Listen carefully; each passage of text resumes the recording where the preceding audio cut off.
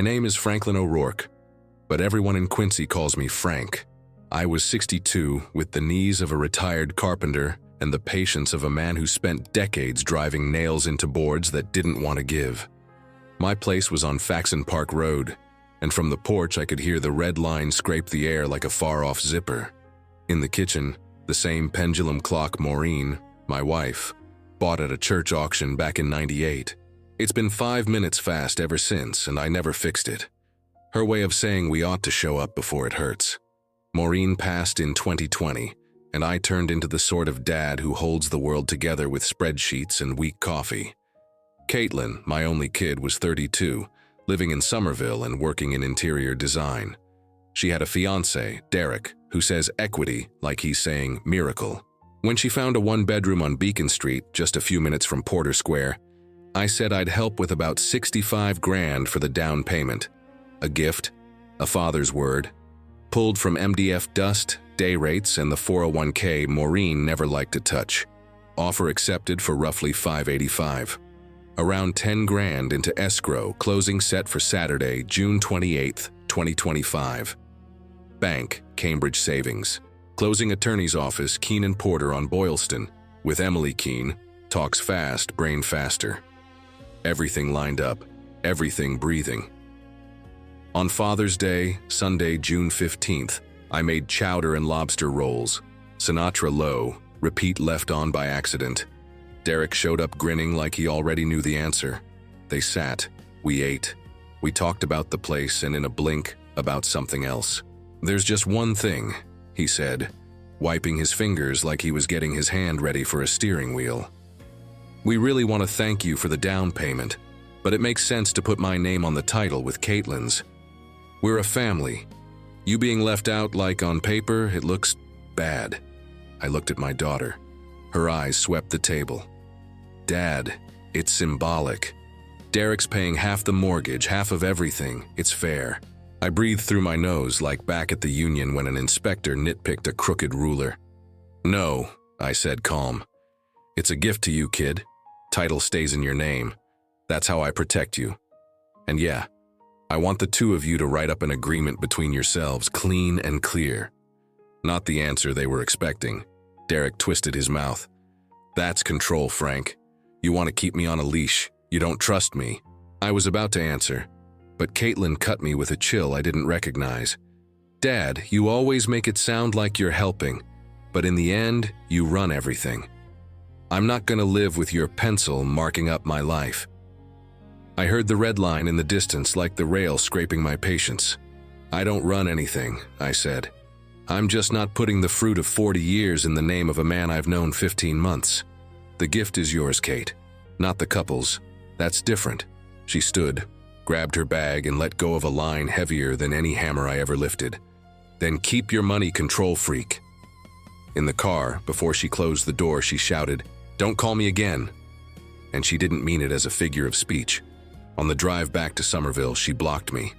I knew because I sent a simple message. Love you, call me when you get in. And the iPhone spit back not delivered like a window slammed in my face.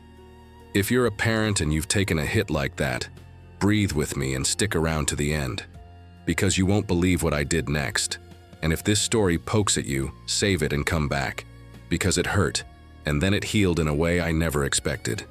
That afternoon, I washed the bowls slow. The fast clock said a little after 3 when I decided I wasn't going to argue. Don't argue, Maureen would say. Do it right. I sat with a black notebook where I write down the stuff that matters, and I noted, no contact, closing, June 28th.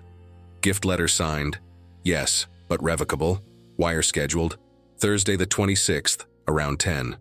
Under that, big. If you're the giver, you can change your mind until the money leaves. Little did I know that lifting the pen, I'd knock over a castle that wasn't mine and build another, the right way. I learned how to be a father at job site pace, measure twice, cut once. Maureen used to laugh at the way I organized the world with blue tape and a pencil. We met at a St. Patrick's Day party in '87, in a church basement that smelled like candles and burnt coffee. I made my money where it showed up. Kitchen remodels, decks, swollen doors, the kind of work that calls you when a house groans. In summer, I'd come home with hands full of drywall dust, walking past the brown leather couch I bought on clearance. 400 and change I still remember, because it hurt back then. When Caitlin was little, I took her to Faxon Park and taught her to ride a bike on the gravel trails. Her handlebars shook, and I ran with a hand on her back, feeling the sour summer sweat under the July sun. "Look, the red line, Dad," she'd shout, and we'd stop to watch the train like it was a toy. I'd say, "The world keeps moving even when we fall, Kate. The trick is getting up in time with the train." We never had much, but we had decency. I saved money like you save screws in a coffee can. 2s, 5s, 20s, whatever fit. Maureen joked my 401k smelled like wood. I was scared to touch it because if life got tight, I wanted something there that wasn't just my will to work. When Maureen got sick in 2019, the house smelled like sanitizer and canned soup. She left in 2020, and the house learned the kind of quiet you get when the last laugh slips out. I kept her kitchen, the fast clock, and a grown daughter who visited with cheap wine and stories about demanding clients. When she told me about the Beacon condo, I saw in her eyes the first wall that would really be hers. I looked at my notebook, my accounts, and said, "I'll cover about 65 for the down payment, a gift, a father's word." We did everything by the book, offer around 585, about 10 grand into escrow with Commonwealth land title. The attorney, Emily Keene, had a timer in her head. The bank, Cambridge Savings, approved the mortgage with the LTV right where it needed to be, using my gift letter as part of the math. Closing landed on Saturday, June 28th. I didn't mind the weekend. Emily said we could do Friday the 27th if we preferred. I'd written in the notebook, "Friday is better, less risk." Derek kept popping into the conversations with handbook words: equity, family, building wealth. I didn't dislike him. I was cautious. That Father's Day lunch, I made thick chowder with potatoes cut into tidy half-inch cubes. I actually measure, old habit. And lobster rolls with too much butter the way Maureen liked them. Sinatra sang "Fly Me to the Moon," and I let it roll because his voice filled the cracks in the silence. The talk was good until it wasn't. When Derek said he wanted on the title, I felt the ruler bend in the middle of the table. I said no, not to pick a fight, but to protect. And my daughter blocked me like a phone could do what no concrete can: erase a foundation. I had no idea that "don't call me" would cost me more than 20 missed calls, a loan suspension notice email a little after 10:30 on Monday, and a choice that would leave me with keys in my pocket for 2 years. I had no idea that somewhere in there I'd end up as a headline in a little neighborhood paper calling me a controlling boomer, and that my reply would be the sledgehammer the silence needed. Monday morning, June 16th, a little after 8. I called Emily Keene. "Emily, this is Frank O'Rourke, Caitlin's dad. I want to pull my gift letter. There hasn't been any funding yet, right?" She sighed like someone who's seen the end of too many promises. "Frank, there's still time. I'll notify the underwriter at Cambridge Savings and the title office.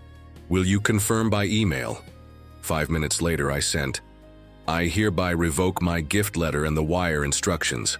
I do not authorize any transfer of my funds for this closing. Franklin O'Rourke." Signed it, attached my ID, and CC'd the escrow officer, Samantha Doyle, at Commonwealth land title. A little after 9:30, Samantha replied with the kind of email that tilts a week. "Wire recall submitted. Cutoff is around 3:30 Eastern. Will confirm." Just after 10, Cambridge Savings acknowledged the revocation. A bit past 10:30, the underwriter pushed a loan suspension notice. "Gift funds rescinded. Loan to value now around 92%. Does not meet program guidelines." Translation: without my piece, the mortgage fell over. Around 11:15, Emily called. "Frank, they'll need a new source of funds or an extension.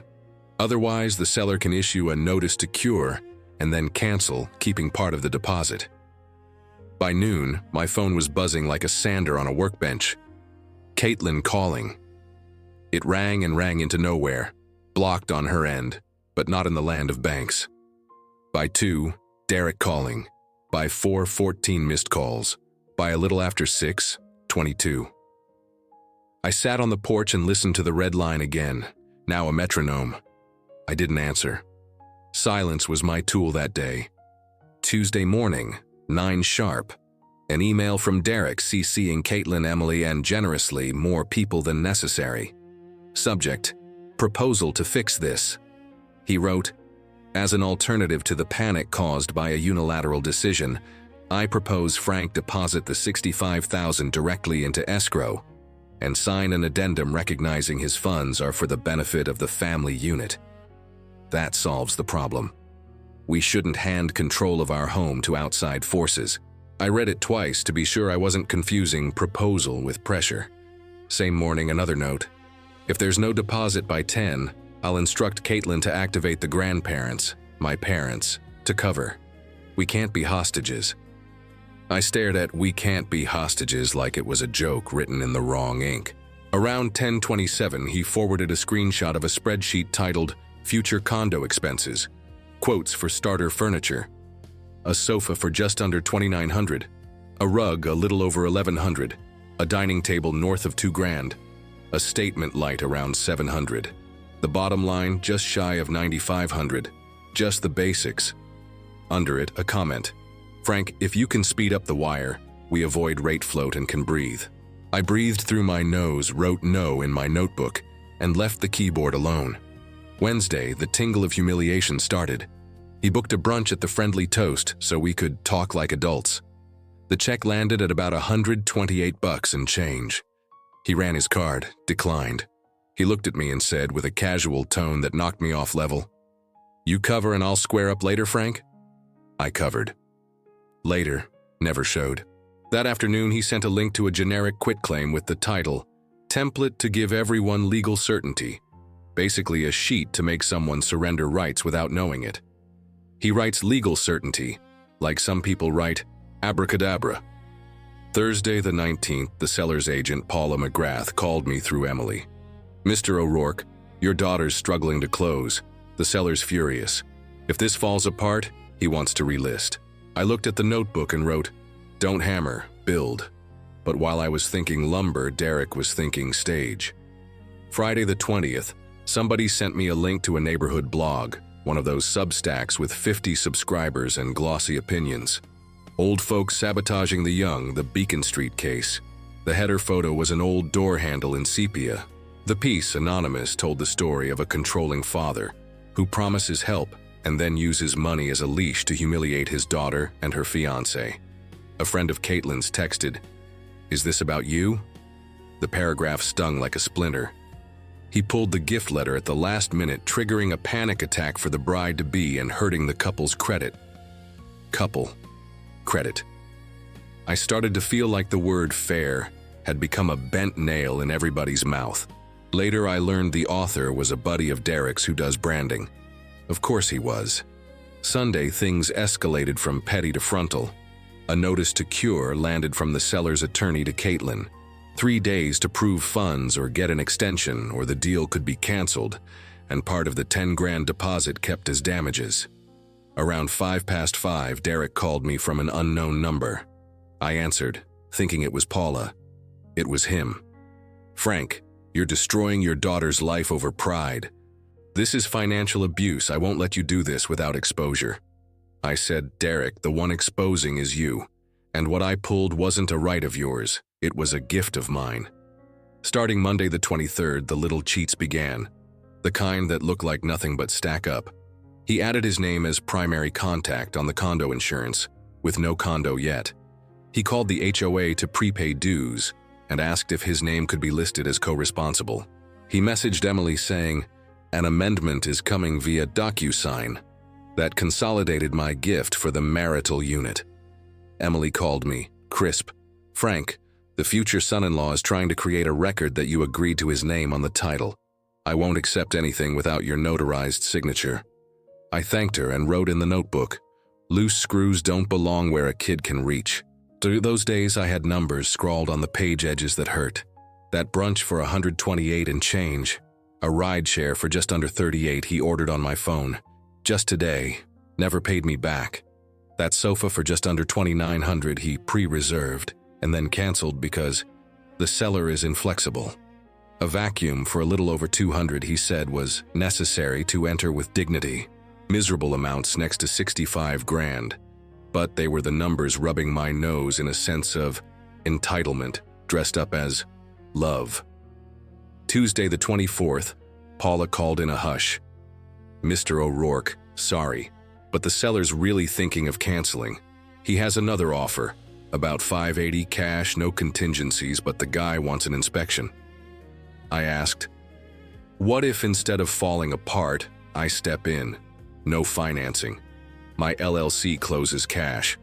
I can sign the P&S today with around 10 grand as the deposit, and we go straight to closing on Friday. Silence, paper shuffling. If the price is the same $585 and you don't ask for credits, the seller says yes, it would be a blessing. Blessings cost less than pride. I said $575. 4 minutes later, Paula, he'll do $577, no contingencies. Done, I said. I signed as South Shore Flag LLC, a little shell company I'd opened for a duplex in Braintree. By 4, Emily had the purchase and sale draft. A little after 5, Eastern Bank had the Friday wire on the calendar. Wednesday, my phone looked like a Christmas tree of missed calls. 22 in the log, most from Caitlin. I didn't see victory in any of it. I saw pain. In Derek's voicemail around 20 to 8, his voice bent between pride and panic. Frank, we need to talk. The seller sent a notice to cure.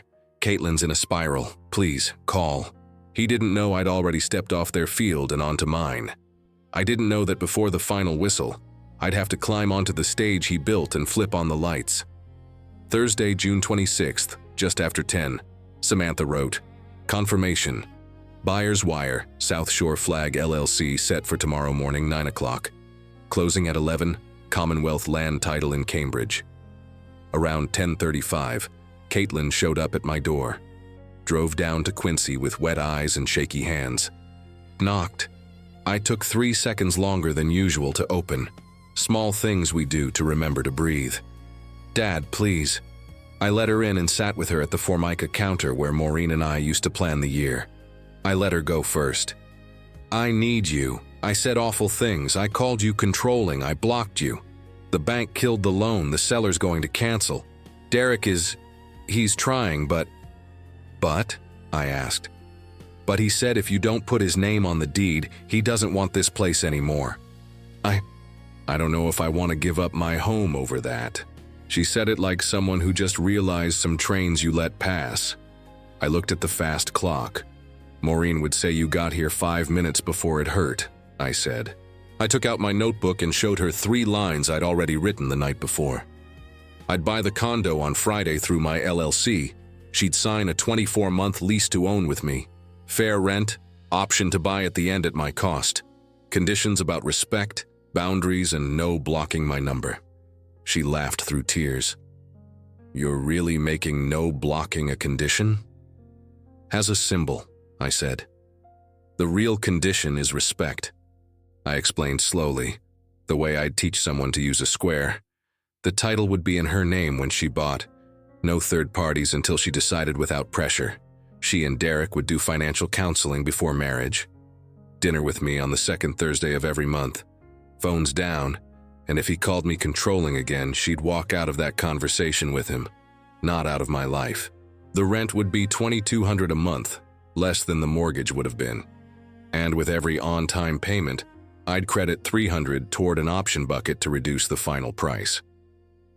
Over 2 years, that's $7,200 off. The transfer price would be my cost, $577 minus those credits. I put it on the table like 1¼ screws for a heavy pull, firm and visible. She breathed, swallowed a sob. And Derek? Derek's invited to respect you and me, that's it. She nodded slow, and for a second I saw the kid with skinned knees learning to let go of the handlebars. I didn't know the bike would wobble 3 more times before it steadied. Friday, June 27th, 11 o'clock. Cold title room in Cambridge. Gray carpet, thermos coffee that smelled like end of shift. I signed as manager of South Shore Flag LLC. Wires confirmed a little after 9. Emily smiled. Congratulations, Frank. You own a place in Somerville. I felt the weight of a game I didn't ask to play, but one I could now ref. Around 1:45, I picked up the keys from Paula. The seller, a music professor from Leslie, thanked me for saving his summer. "I was going to lose the other closing," he said. "You got me out of a hole." I said, "I didn't do it for you, but I'm glad it helped." By 4, Caitlin and I walked into the condo for the first time as people who would decide without an audience. Pale wood floors, tall windows catching a sliver of beacon. She touched the quartz counter like a piano. I handed over the printed lease to own. Emily had written it with teeth so no one would mistake kindness for mush. Caitlin signed. I signed. She hugged me. Part daughter, part grown woman. The mix life invents when you're not looking. Sunday, Derek showed up. Shadow beard, tight mouth. "So this is it?" he said, looking at me, not at her. "You're the owner and she's your tenant." "For 24 months, I said. "After that, I'm just the dad, and right now I'm already the dad." He scratched his head. "This is humiliation." I didn't answer with philosophy. I stood, looked at Caitlin. "You choose who sits at your table. I choose what I do with what I earned with these hands." He left mid-sentence. I looked out the window and saw a fern on the neighbor's sill. Thought, plants understand time better than people. Tuesday, I got 31 calls. Some from Caitlin, most from Derek. I didn't pick up his, I picked up hers. "Dad, I undid the block. I'm sorry I did that. It hurt me too." She cried and I cried quiet, because old men cry like checking for a leak in the pipe, slow but honest. And then came the spark of my counterattack, something I didn't want to do but had to. The neighborhood blog caught a tailwind. A bigger site grabbed the story and turned me into a 2-line caricature. I decided that if they were going to paint me, I'd pick the brush. I wrote an open letter, not angry, just facts. I laid out what mattered in a story anyone who's ever filled out a check could follow. I posted it on my dusty Facebook, on the neighborhood next door, and since the mess had gone to Substack, I sent it to that same newsletter asking for a right of reply. The title was plain, A Chronology of a Gift, and the boundaries that hold it up. I opened with my name, Franklin O'Rourke, my 62 years, and the reminder that my gift letter was exactly that, a gift, not a contract. I listed in human sentences the dates and beats: Father's Day lunch on Sunday, June 15th, request to add the fiancé to the deed. Monday the 16th, just after 8, I revoked the gift, a little past 10:30, loan suspension notice. Tuesday the 24th, new offer via my LLC. Friday the 27th, closing. I attached screenshots with the sensitive bits covered, including the loan suspension notice with LTV now around 92%, highlighted in yellow. I wrote, in full voice, "No one has a right to sit on my daughter's deed with my money. No one gets to call me controlling for not giving what I never promised. Control isn't saying no. Control is bending someone's love until they give in.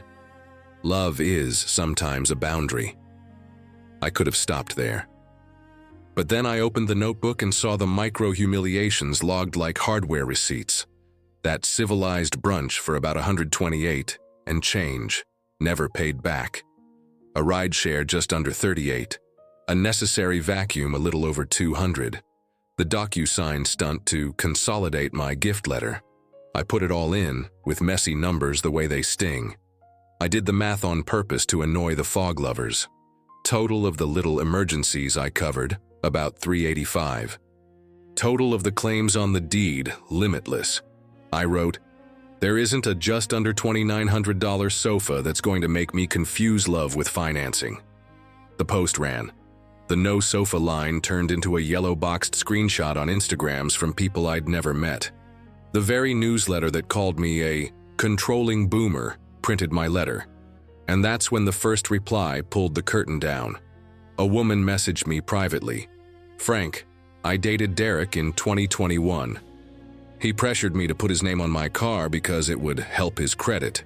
When I refused, he said I was afraid of commitment. You're doing the right thing." I asked her not to jump into a public fight. She said she didn't need to. She'd told me. That was enough. Derek, of course, reacted. He posted a piece stuffed with big words: financial gaslighting, anti-family refusal, trauma projections. He said he'd been defamed, that I made up numbers. He said no one in Somerville pays $2,200 in rent without help from their parents. I let my first answer be my only answer. People who know the smell of truth spoke for me. A neighbor commented, "Frank fixed my front door for $65 when I only had $50 in my wallet. He never chased me for the rest." Paula, the agent, wrote, "As the listing agent, I can confirm. Without Frank, the seller would have canceled. He bought through an LLC, saved the deal, and didn't ask for a single extra credit." The following Thursday, I got an email from Derek's employer, not because I dragged work into it. I'd never do that. Just a note. We're aware of a personal situation circulating and ask that the company not be included in communications. I exhaled. I didn't want to ruin anyone. I wanted to rebuild my house of respect. But there was one more stage to step onto. A small one, but important. On the second Thursday of the month, Caitlin came over for supermarket lasagna.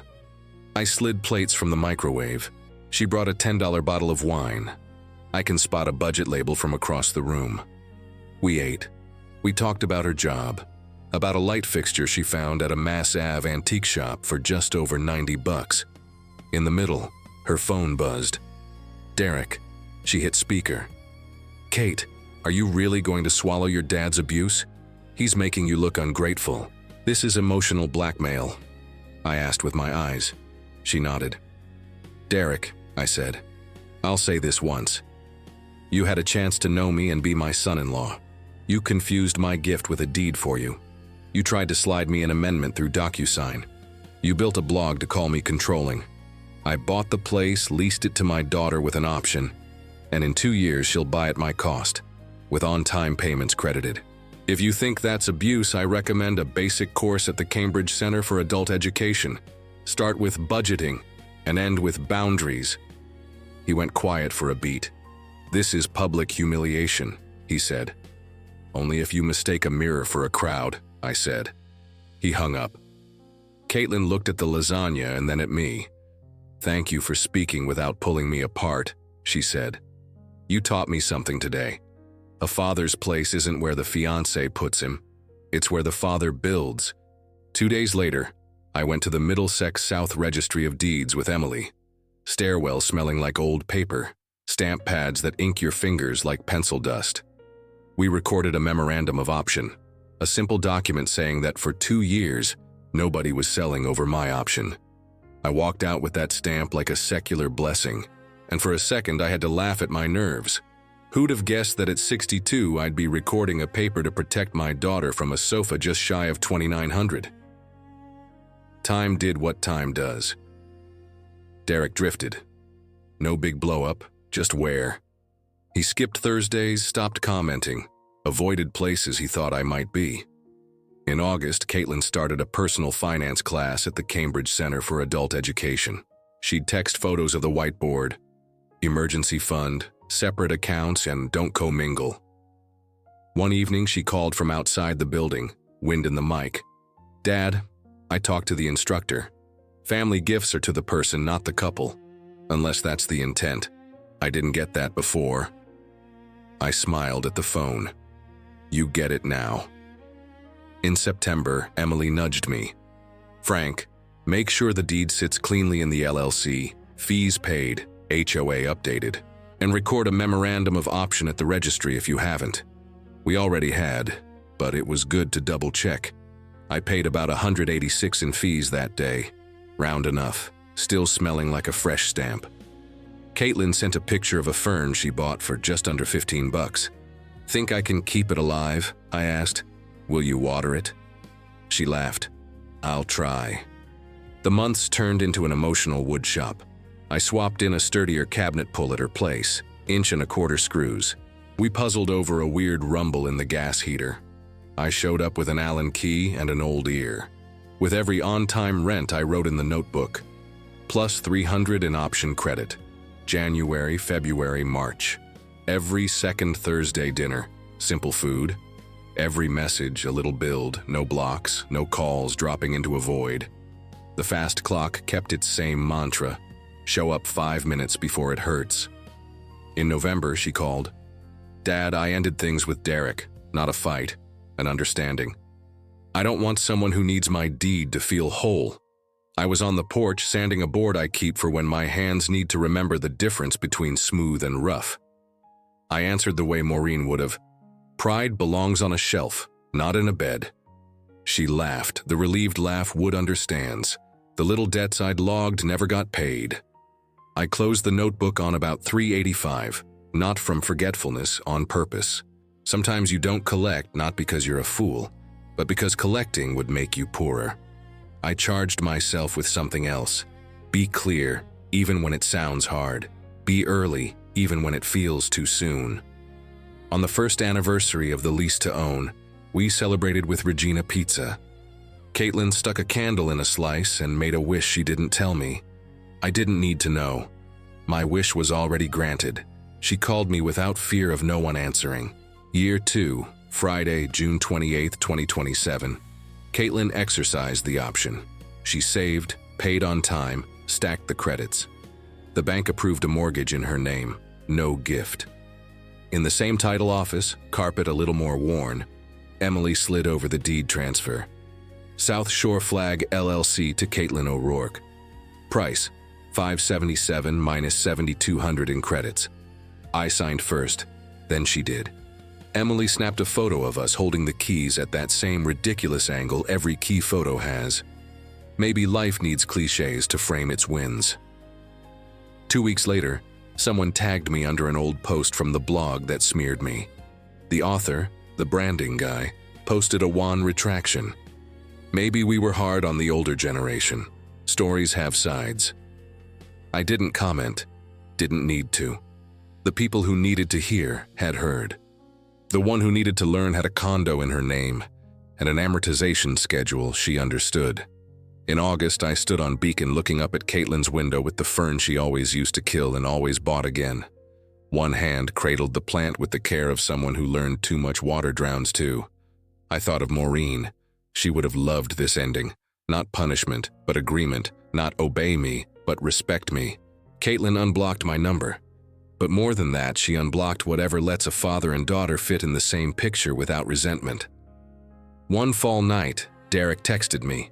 First I was surprised, then I realized he'd never deleted my number. "Frank, I'm sorry, I overdid it. I was afraid of not being enough. I messed up. I wish you both the best." I read it twice. I replied, "I accept the apology. I hope you learn to build without borrowing someone else's tape measure. Caitlin's well."